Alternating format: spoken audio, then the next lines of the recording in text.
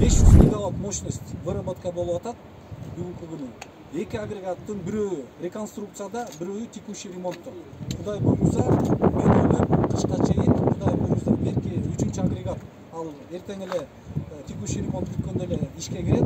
4-чү агрегат реконструкцияны ушу Кудай буйруса ноябрдын аягы, декабрдын баштарында толук кандуу иштеге кирет. Ошол менен биз ушул энергия дефициттерди жапканга аракет кылабыз. Андан тышкары мына 17-сине чейин өзүңүздөр билесиздер, маалымат бар сиздерде. 17 майдан 17 июнга чейин Бишкекте ысык суу өчүрүлгөн. Ошону менен ТЭЦте нагрузка да кичине азайылган. 17 июндан баштап ТЭЦте нагрузка көбөйөт, 100 мегаваттка дагы өйдөрөк көбөйөт. Ошону менен Токтогул ГЭСтеги водосброс азыркы выработка дагы азаят. Ошону менен биз баардыгын багы бүгүнкү күндө бүт эсептөө режиминде биздин адистер, ошо электрический станция ачкан фондун адистери, министерствонун адистери, энергофондунун адистери баардыгы эсептеп, бүгүнкү күндө баардыгын эсеп чыгарып, баардыгы нормальный режимде жумуш жүрүп атат. Свет өчпөйбү? Кудай буйруса свет өчпөйт.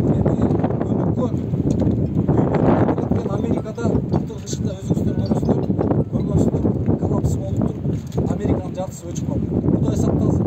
Эгерде стихийный бедствиялар болбосо, башка нерселер болбосо, мен ойлойм, Кудай буйруса Кыргызстаныбыз, кыргыз элибиз жакшынакай болуп эле жарык менен жакшынакай болуп чыгып кетебиз. Тарифтерди айта кетсеңиз, ошонун негизинен мен айтып кетпедимби? Бүгүнкү күнү биз дотация кылып бергенбиз көп тармактарды. Элди ушу элдин шартына байланыштуу, пандемияга байланыштуу тарифтерибиз өтө ылдый болгон.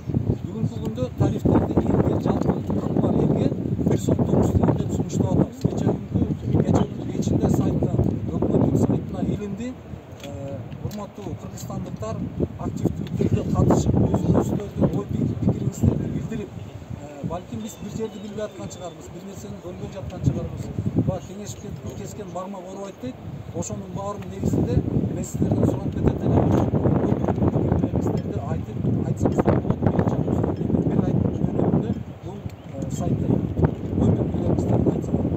Бүгүнкү күндө биз сунуштап аткан тарифтер жалпы элге 1 сом 9 тыйын, бул өткөн баягы 77 тыйындан 32 тыйынга өйдөрөк болуп атат. Андан тышкары мурда чектөөлөр 700 киловатт болчу. Мисалы, бүгүнкү күндө кышкы периоддо чектөөлөр 1000 киловаттан ашса 2 сом 52 тыйын болот. Бирок биздин президентибиз бийик тоолуу аймактарга сөзүн берген, нарынга барган иш сапарында сөзүн берген.